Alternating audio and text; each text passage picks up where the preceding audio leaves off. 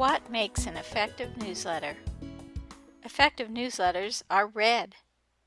They maintain and increase prayer and financial partnership, and they show appreciation for investment of partners. Your partners read your newsletters to learn what kind of difference they are making in the world. Thinking of a newsletter as a gift to our friends and partners can add a fresh perspective. Many gifts have three parts: the wrapping, the box, and the contents. The wrapping catches the reader's attention. For the newsletter, the wrapping is how it looks. Let's look at some newsletters with the wrapping in mind. Compare these two newsletters. Which would you rather read, and why? Does a page of all text make you feel you don't have time to read it?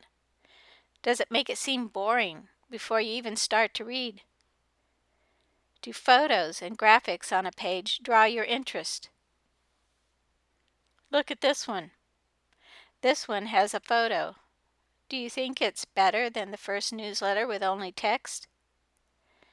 Let's look at some ways it could be improved. You could crop the photo. The background watermark makes it hard to read. Remove that. It still has a lot of text. Make it more concise. More white space would help. White space gives the eye a rest and makes the page feel lighter and easier to read. This one also has bolded first sentences for each paragraph and other formatting elements that will break up the text into more bite-sized chunks that can attract the reader's attention. Subheads or subtitles also help to break up text and add white space.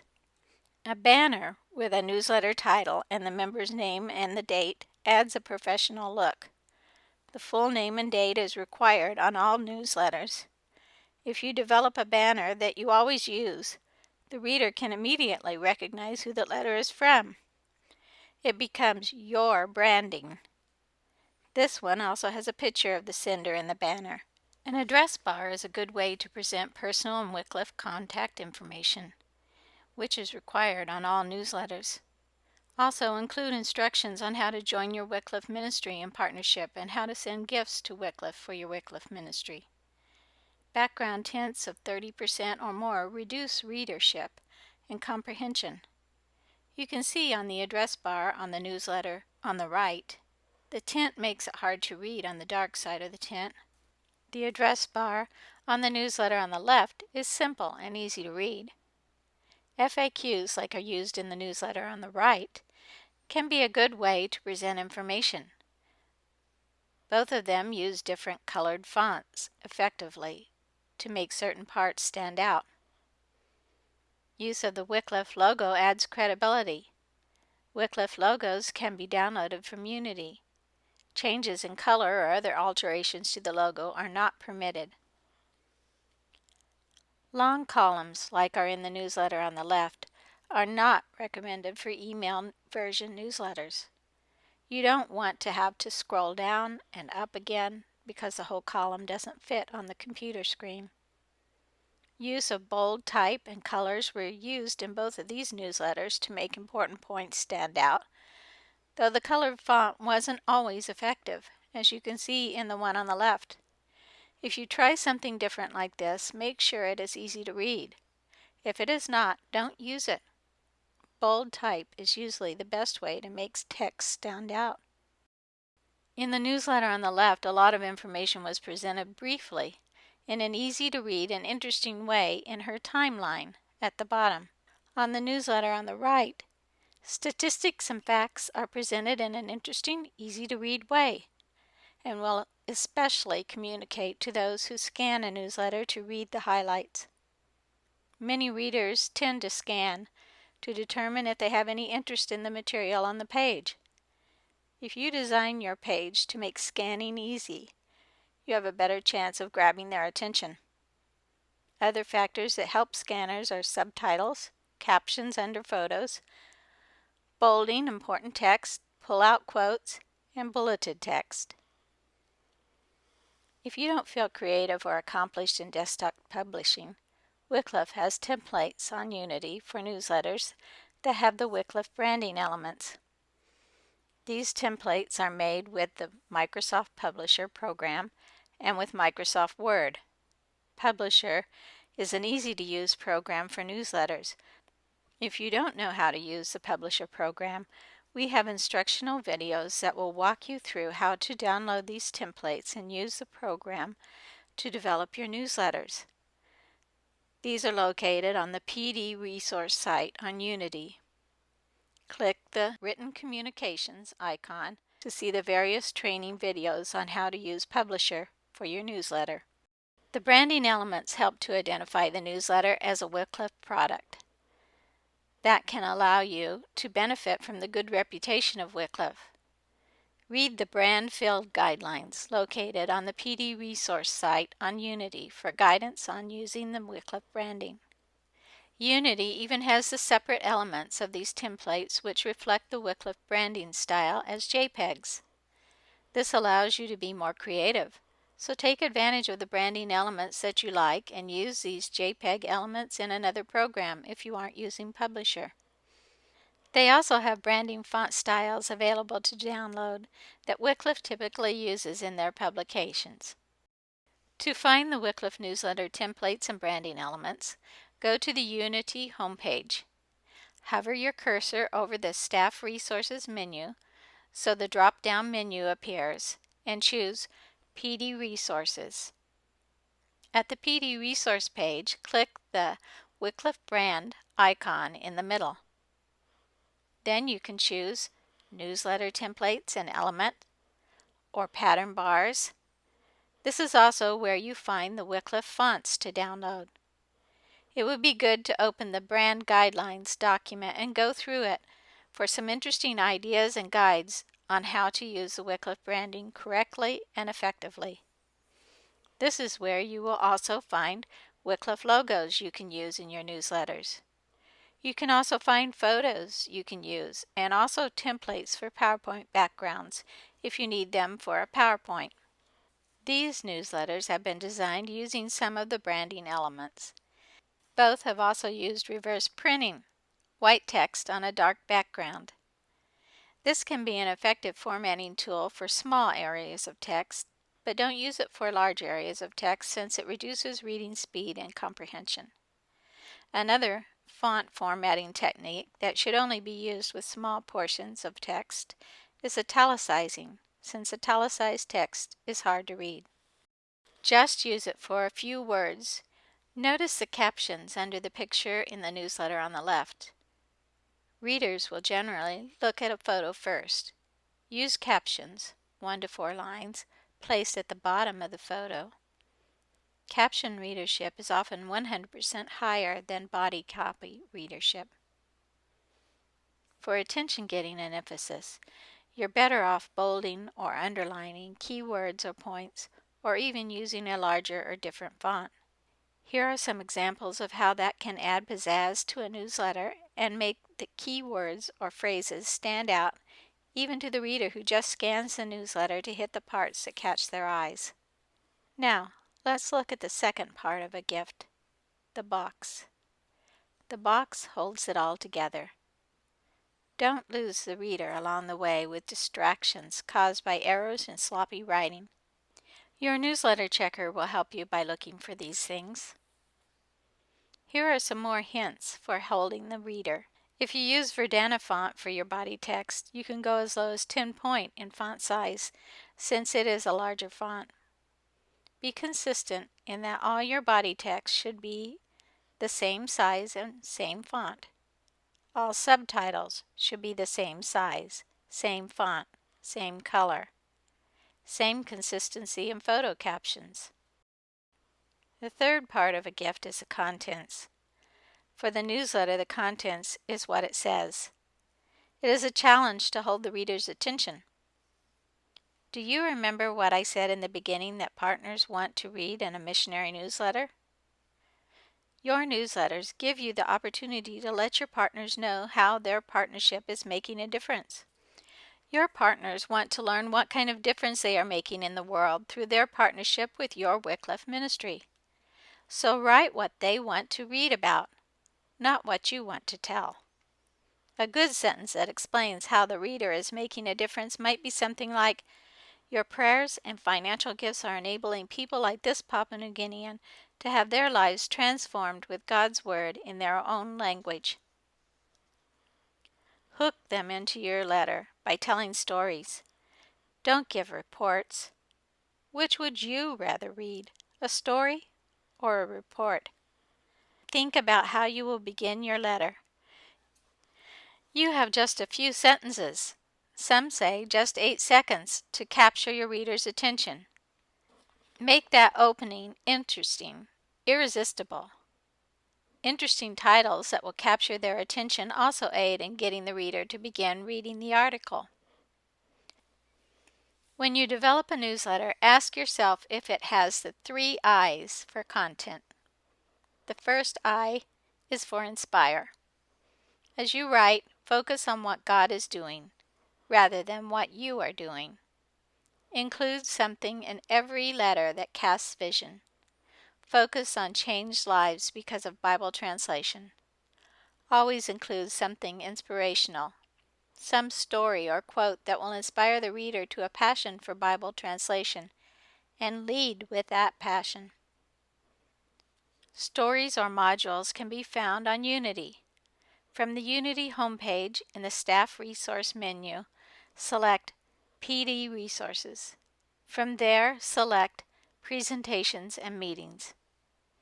One of the best places to find stories and photos to go along with them is on the Wickliffe Global Alliance website.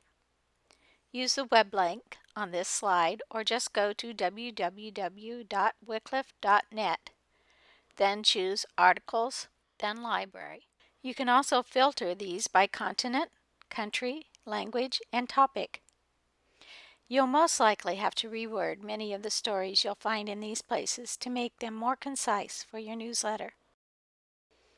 When using an inspiring story, you can decide what the essential truth or concept is.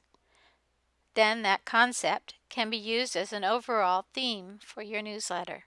The second I is for inform. Be sure to balance ministry and personal information as you convey important information and show progress. This is your Wickliffe Ministry newsletter, and it should have mostly Wickliffe Ministry information, keeping personal or family information at a minimum. When you need to share difficult circumstances, be honest, but not depressing. Ask for prayer and be positive about God's faithfulness. Don't preach. Use scripture when appropriate, but don't deliver sermons, however subtle or overt. Be accurate when stating facts. Use a disclaimer such as giving a date for the information, such as of June 2016, for example. Or make a general statement with words such as approximately, when the exact data is not known or the statistics change frequently. Weave information into your stories. Use stories to present facts, statistics, needs, and etc. Hyperlinks can be a nice addition for email versions to point interested readers to more information without lengthening your newsletter with the extra information. The newsletter on the left has a link to a video to watch. The one on the right has a link to the personal missionary page and a link to statistics on Bible translation. Some people record short videos and upload them to video or YouTube and link them to their emailed newsletter so that their readers can get a short video message from them. This couple recorded a praise song they helped people develop in their language and shared it through a link to YouTube. The third I is for involve. In what ways can we involve our readers? 3 ways that we can involve our readers are: list prayer needs so they can pray, invite them to partner with you in your Wickliffe ministry. You could highlight a people group for them to pray for.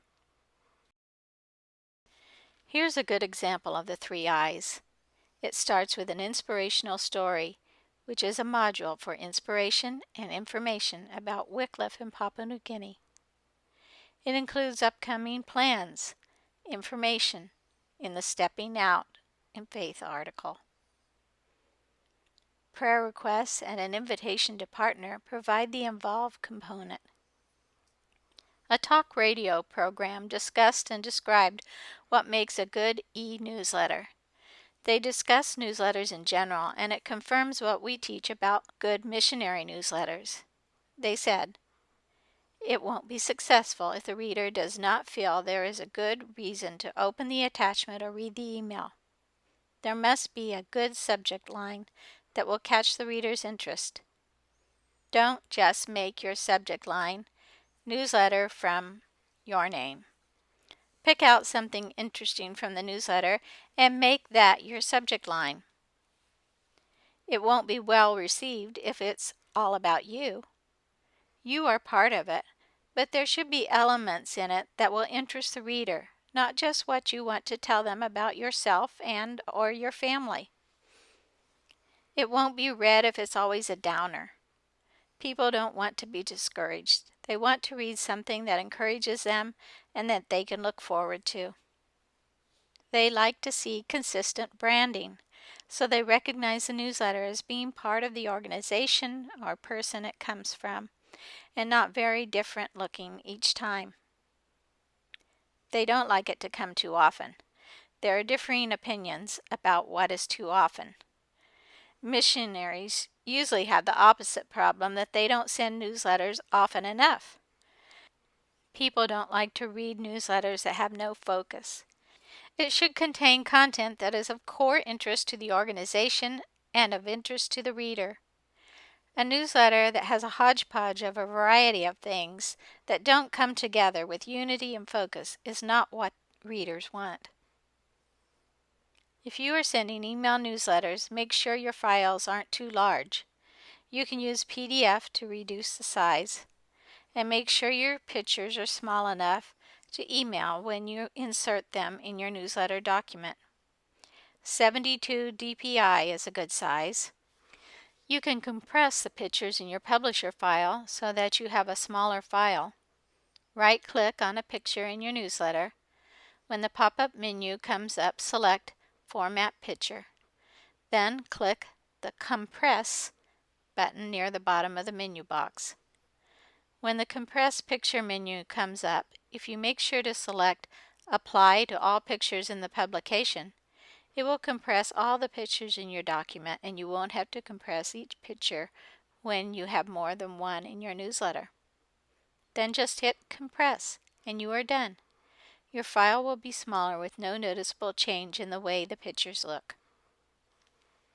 If you create a newsletter in MailChimp, the formatting will be different than in Publisher or Word, and MailChimp will format it so that it is easy to read on a smartphone. Make sure you choose a MailChimp template that has only one column so that people won't have to scroll down and up again to read all of it. Final important things to remember. People are more likely to read your newsletter if it is short and easy to read. People are busy, and many won't take the time to read a lot of text. You can have a lot of good information in your newsletter, but if people don't read it because it looks like it will take too much of their time, then your newsletter will not be successful. Remember, good newsletters get read. Other written emailed communications you might want to use could include a photo journal, which is a large, interesting picture and short paragraph, or an email postcard, which is pretty much the same thing. People like pictures and just a little text, so people will read these. You can even make up several of these that aren't time sensitive and save them to be ready to send out when you are busy but want to keep people reminded about your Wickliffe ministry. These are nice sent from the field to show what you are doing and to show interesting cultural pictures. You might want to send out prayer updates in between newsletters, especially to your prayer team. Here are some examples of some prayer calendars. They can be highly formatted and include pictures, or they can simply be a list of prayer items. Be sure to remember to include answers to prayers so that your prayer team will know their prayers have been effective and it will inspire their faith in prayer. If you will follow these simple guidelines, you can produce attractive and effective newsletters that will serve you well as you build and maintain your partnership team. And remember that even a very good newsletter is still just one kind of PD communication tool that is available to us. Don't depend on your newsletter as the sole PD tool for developing close and lasting relationships with your partners. Using a variety of PD resources helps you to reach people in the way that will be most effective for them and helps you to be more well-rounded.